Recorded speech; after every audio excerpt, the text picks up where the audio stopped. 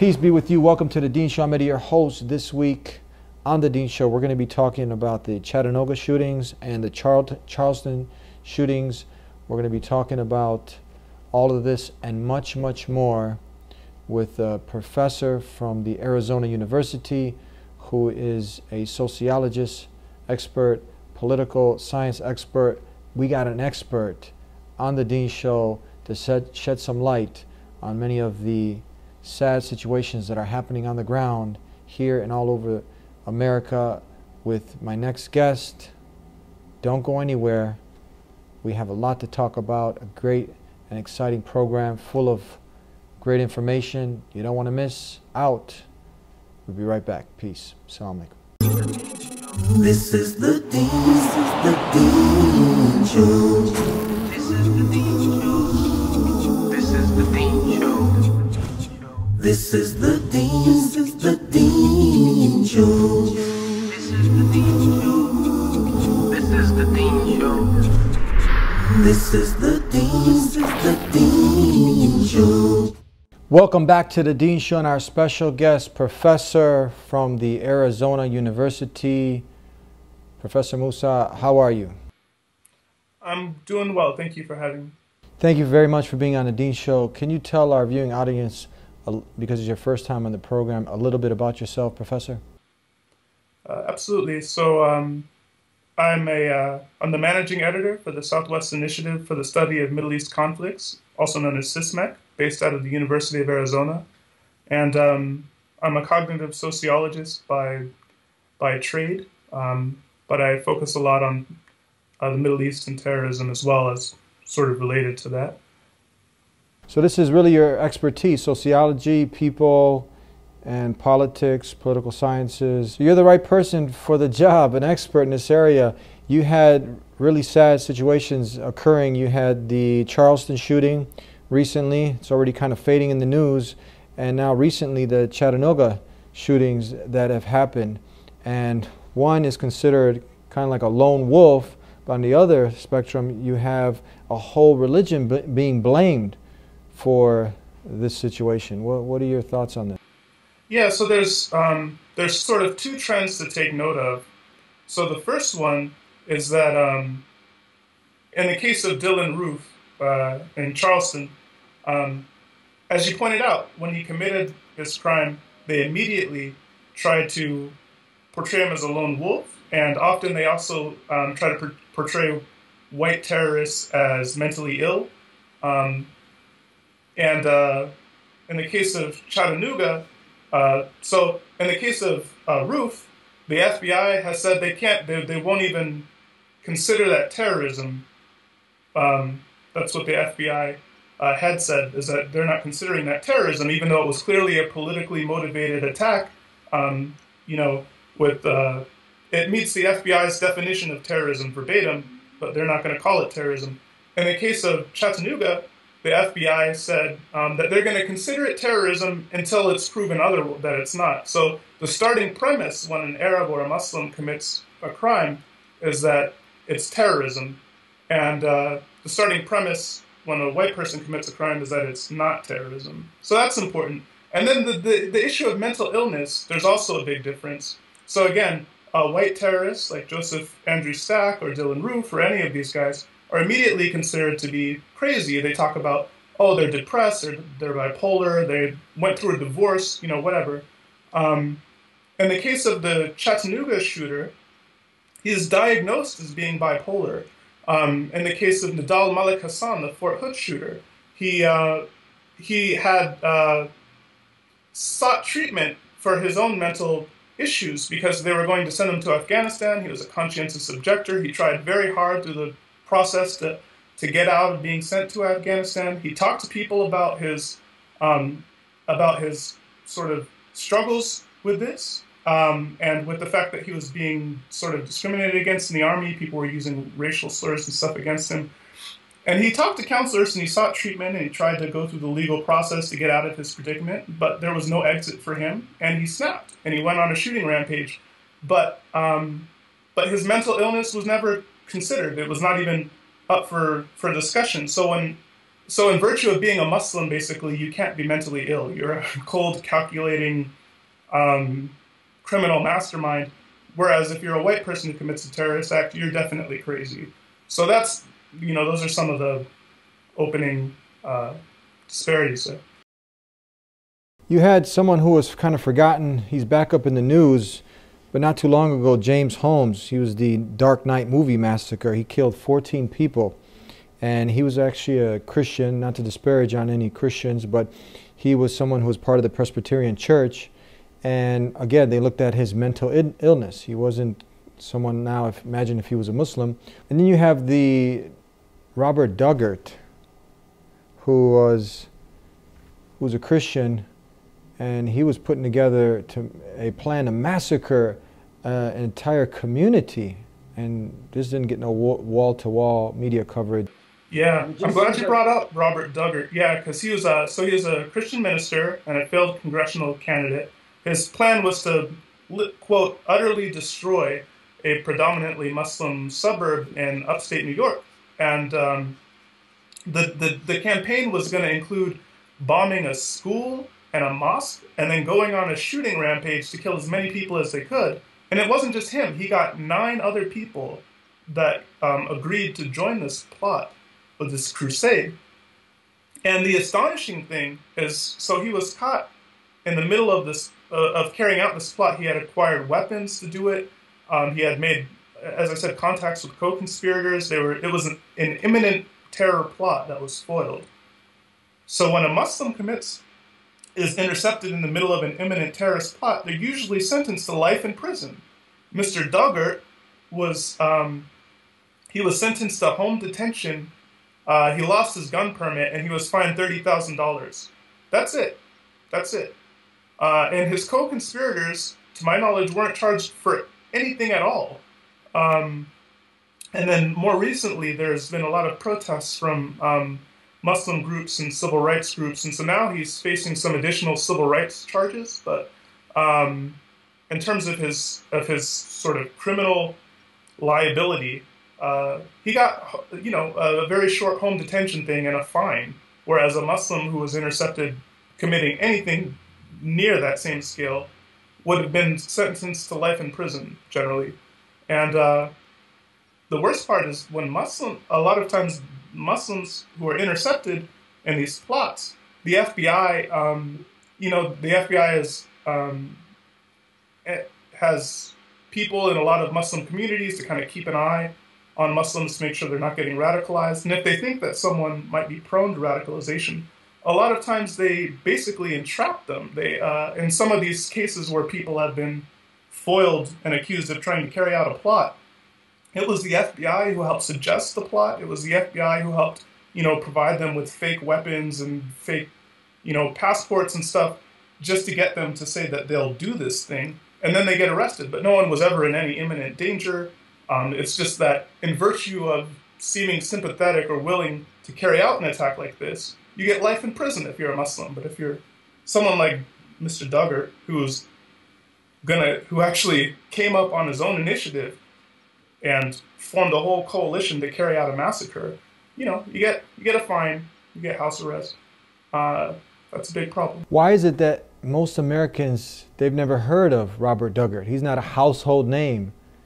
He's not getting the kind of press, the wall-to-wall media coverage that many of these other people, as soon as you're connected with anything of Islam, you're all over the press. But in this case, no. There's huge disparities in media coverage as well. So consider, for instance, a good sort of side-by-side comparison would be to consider Joseph Andrew Stack III.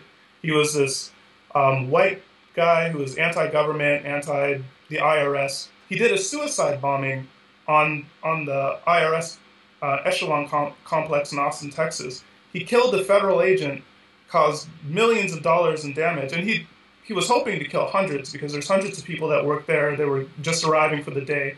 But for the grace of God, he would have killed hundreds, especially if there was bigger structural damage to the building, which he intended on his manifesto.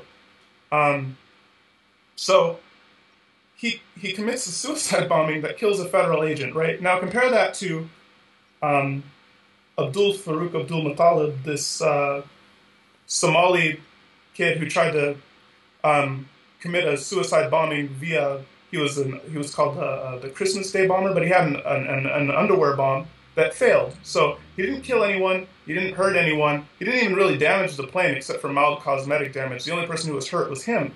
But as a result of Abdul Muttalib, they put in body scanners in a lot of these airports. You know, it was wall-to-wall coverage about it for, you know, weeks and weeks and weeks. Joseph Andrew Stack killed someone, caused millions of dollars in damage, nearly killed hundreds, and the FBI just said, well, he's just a crazy guy, lone wolf, even though he clearly belongs to an ideology that's fairly widespread.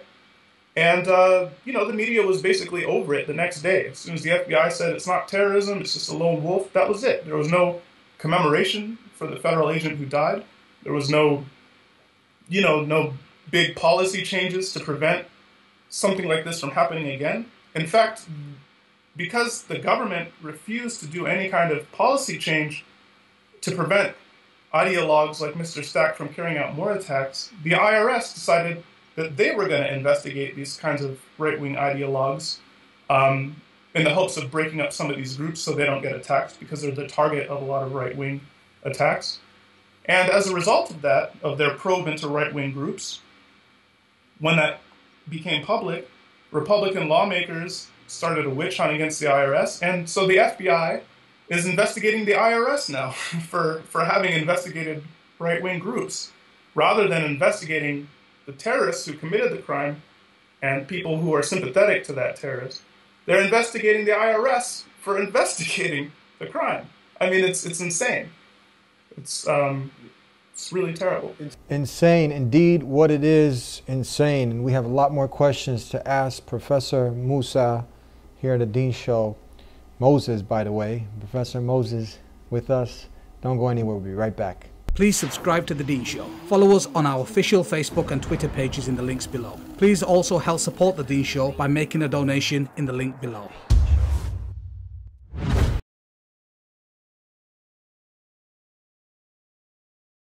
Back here on The Dean Show, I hope you're benefiting. I truly am. Some amazing facts brought to your attention that are out there if you want them. Indeed, it's insane. The contradictions, the hypocrisy, and wall-to-wall media coverage for a Muslim. He's a lone wolf, but they make him out to be like a representative of Islam, which we know Islam is free and clear of a lot of these extremists. And you have also written an article exposing many of the other people who are doing heinous crimes, getting no wall-to-wall media coverage. 60,000 plus people have been killed, the majority of innocent people, many also American, 5,000-6,000 plus, decapitation, training of young kids to commit their heinous terroristic crimes. In this article, talking about the cartel. Can you discuss this with our audience? Thank you. Yeah, absolutely. So what's astonishing is that literally anything that people are upset about that ISIS does, the Mexican drug cartels do as well, and on a bigger scale. So if you're upset about enslaving women, the Mexican drug cartels enslave far more women than ISIS. If you're upset about beheadings, the Mexican drug cartels behead far more people than ISIS. If you're upset about, you know, just the sheer number of death and destruction, the cartels kill more people than ISIS, and they kill them in horrific ways, often, you know, mutilating their bodies. And I mean, people were concerned about ISIS having burned a guy to death. The cartels do that. They've burned people to death, but they've also cut off someone's face and sewed it to a soccer ball. They actually cooked an American, killed and cooked an American, and ate him. And that was not a news item. They cooked an American, they ate this American, this group? They ate him, yes. Wow. I mean, so there was widespread news coverage actually about a year ago when one of the Al-Nusra people, one of the sort of fighters in Syria ate someone's heart, and that was a huge deal, right? They were talking about it all the time. Oh, these like jihadi cannibals out there in Syria. But there was nothing. But that wasn't even an American. But somehow the American news media doesn't care when an American gets killed, cooked, and eaten. And in fact, even in terms of American deaths, right? More than 300 Americans were killed in just a few years on the Mexican side of the border.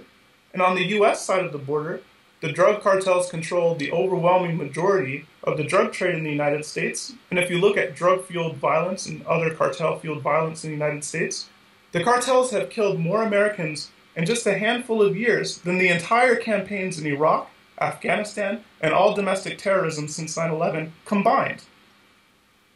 And yet, no one wants to talk about the Mexican drug cartels, and we're all talking about, you know, Islamic terrorists in the Middle East who can't really effectively carry out too many strikes here. I mean, it's a threat that can be largely contained.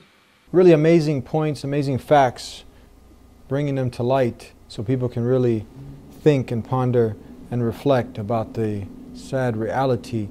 Now, another reality is that people have more of a chance of being killed. Is that true? By lightning, maybe secondhand smoke, or get this, your furniture, than some kind of supposed Muslim terrorist here in America. Can you comment on this?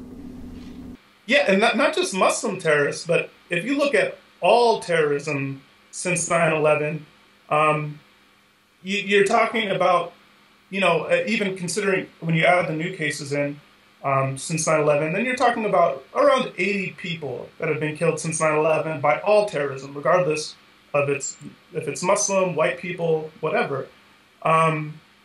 So that's a very small number of people in more than roughly a decade and a half. You know, we had tens of thousands of Americans that kill themselves, that commit suicide in this country every year.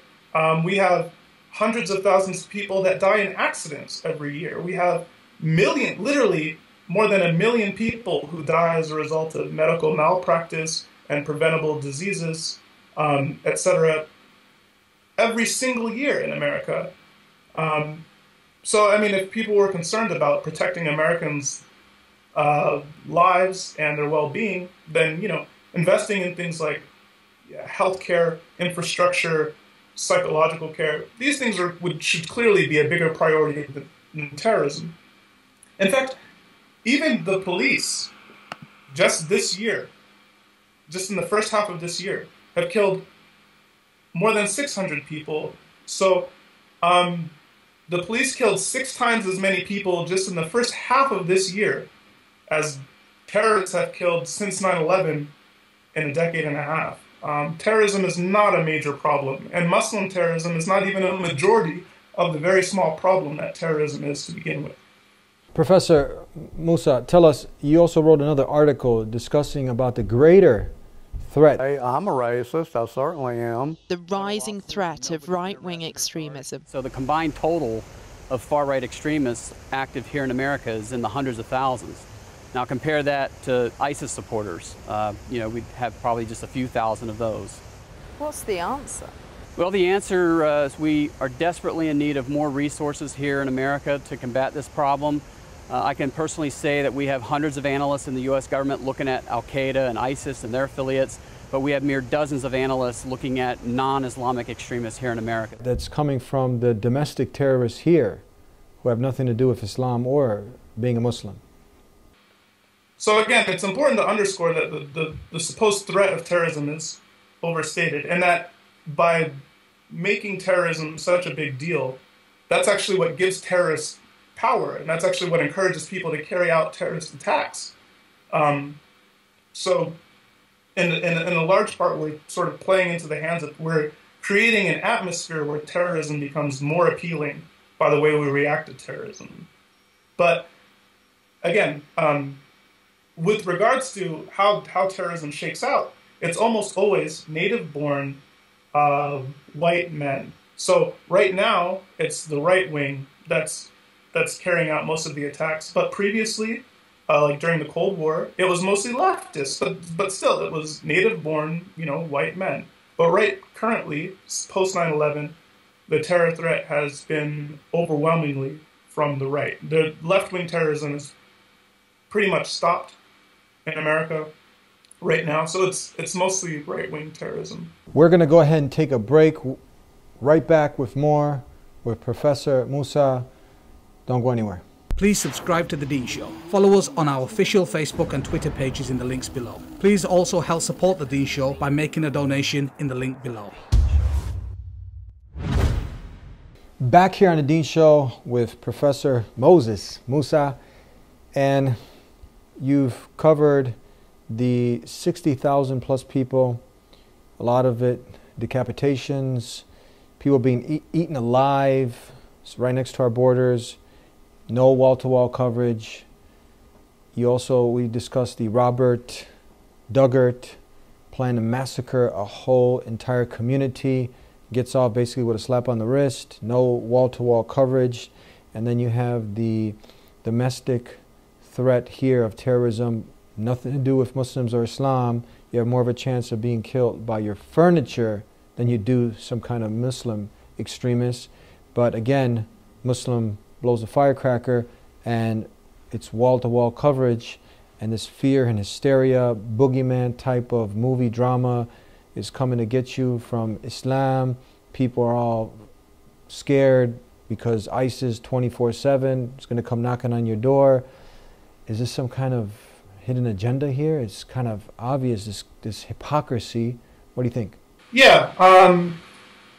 So you raised a good point here that I want to sort of tease out a little bit, and then I'll get to the main question. But you mentioned how right-wing people, when they commit terror attacks, no one asks the right to condemn terror, to condemn the attacks, to disassociate from these people. In fact, we never even discussed the fact that a lot of these crimes are committed by people impelled by the same kind of ideology. There's a world view that impels this terrorism, and the same is true with cartels, actually. So usually when people try to explain the difference of how they treat Muslims versus everyone else, they say, well, the difference is that Islam and Muslims are sort of unified by a certain ideology to carry out these attacks.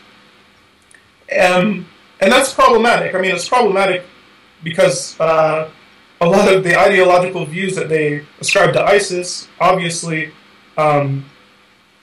most Muslims don't subscribe to them, but even a lot of ISIS people don't subscribe to them. They join ISIS for a number of reasons.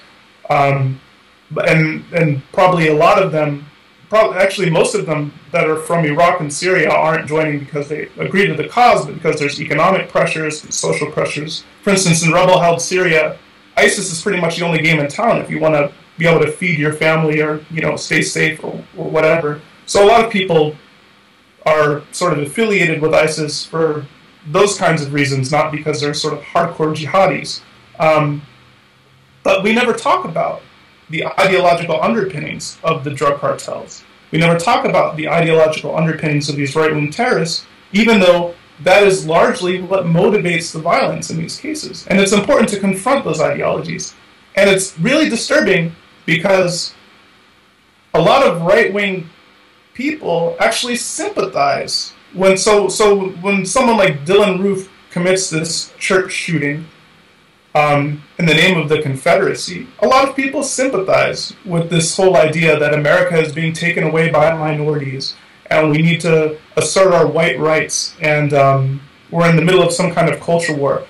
So many Americans actually sympathize with this, and not just in America, but around the world. Yeah. Perhaps millions of people in Europe and in the West.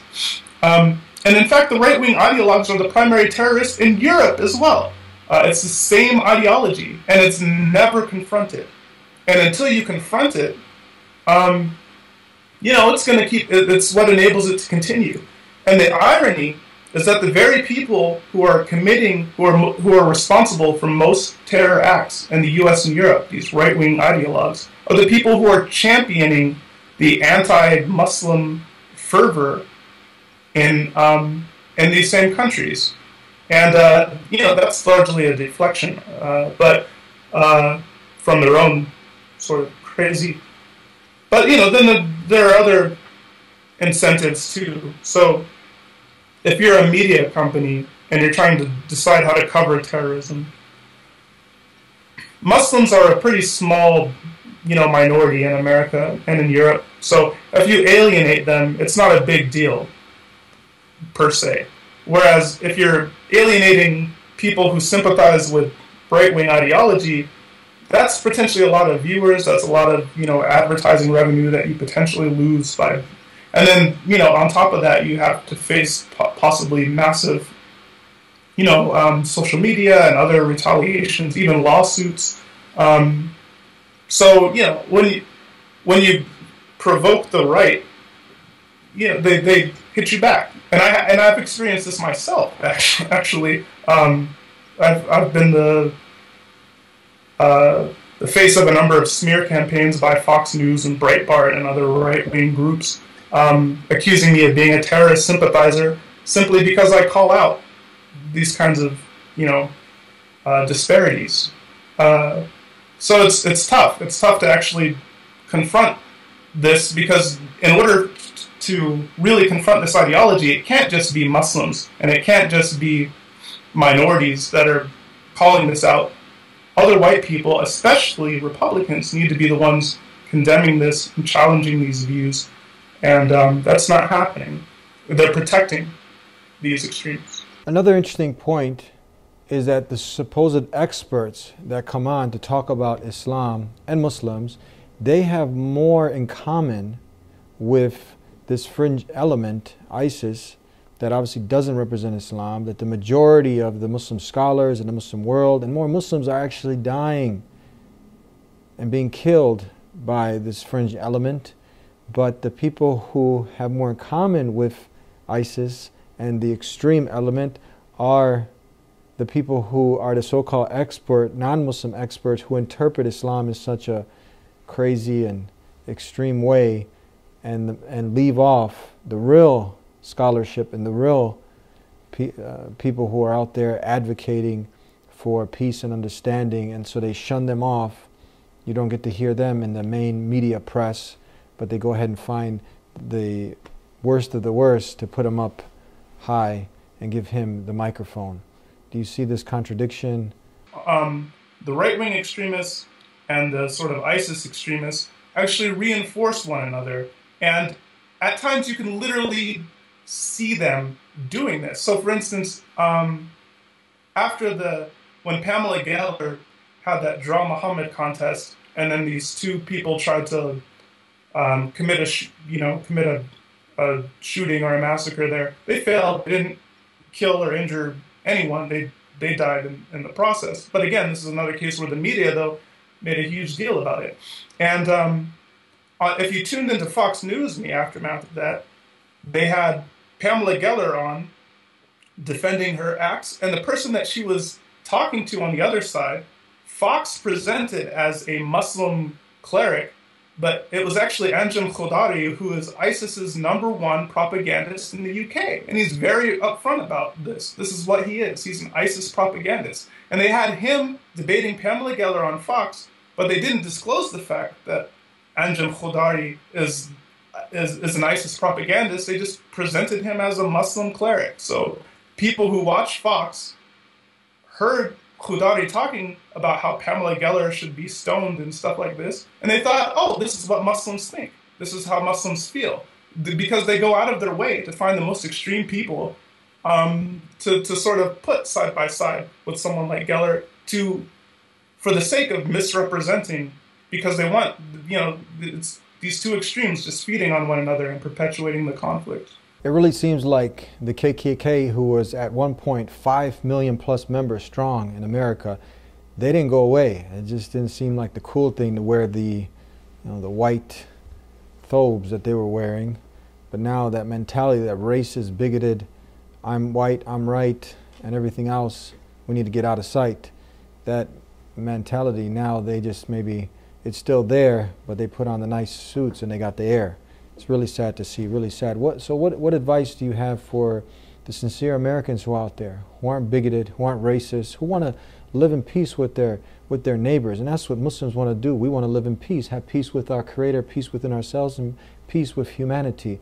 But now for them to see through all of this confusion, what advice do you have for them? So one of the most important things you can do is just listen to actual Muslims. You know, you can't. There's all of these experts post 9/11 that are not Muslims talking about what Muslims think and how Muslims feel, and a lot of them are full of crap. You know, and some of them are motivated by various financial and other things to intentionally misrepresent things in a certain way.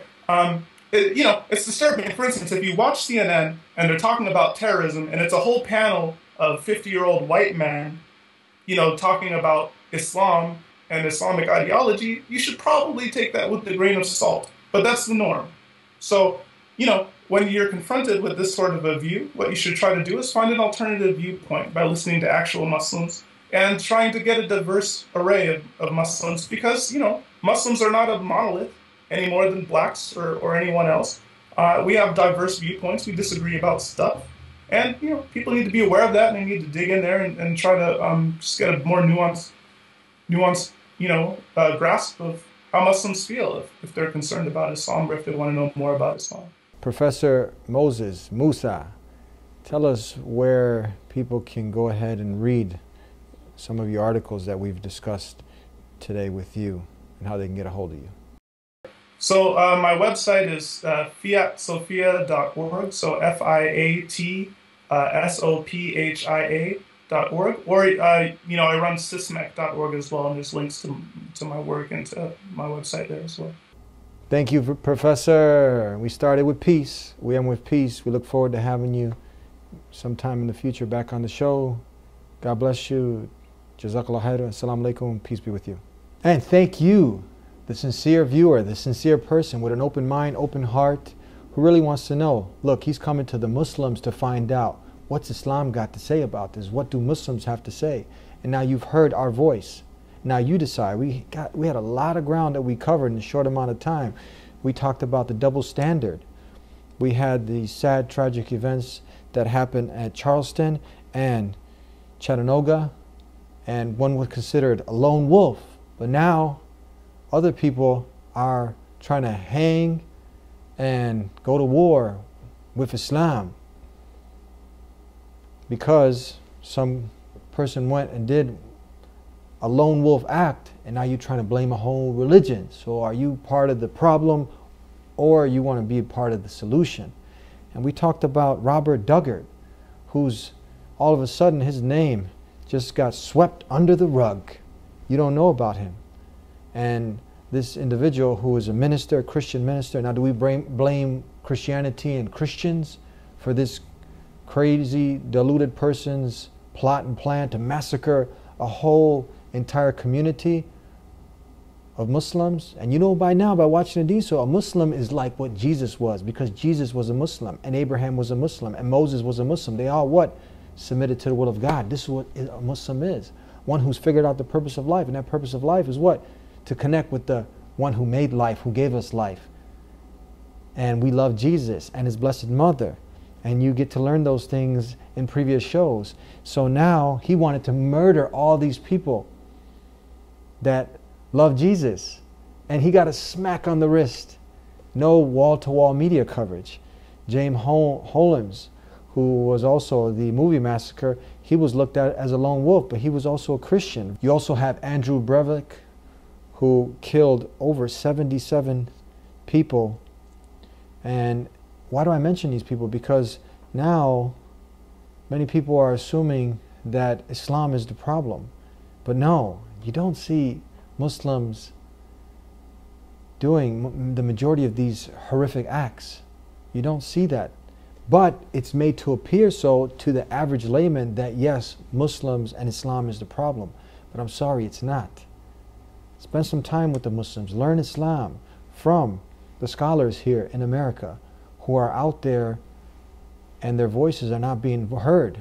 But they've got a strong presence in the Muslim community. Talk to them. Invite them to be on Fox News. Invite them to be on CNN. If you really want to be a part of the solution and not the problem.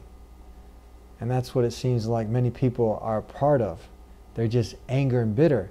Because when we look at the root cause of all this, it's that racism and hatred that was with the KKK, but now it's still in the hearts of the people. It hasn't been eradicated. It just put on a new costume. It just has a new appearance. So as the KKK, we can spot them really loud and clear. Many of these people now, we can spot them by the false fear rhetoric, the bigotry that comes out of their mouths. So let's not listen to people such as this who are trying to disunite humanity. Let's really support and look towards creating an environment of peace and understanding. And if you have any questions or concerns, please call us, 1-800-662-ISLAM. Initiate a healthy dialogue. Let's talk. Let's try to be a part of that solution, not the problem.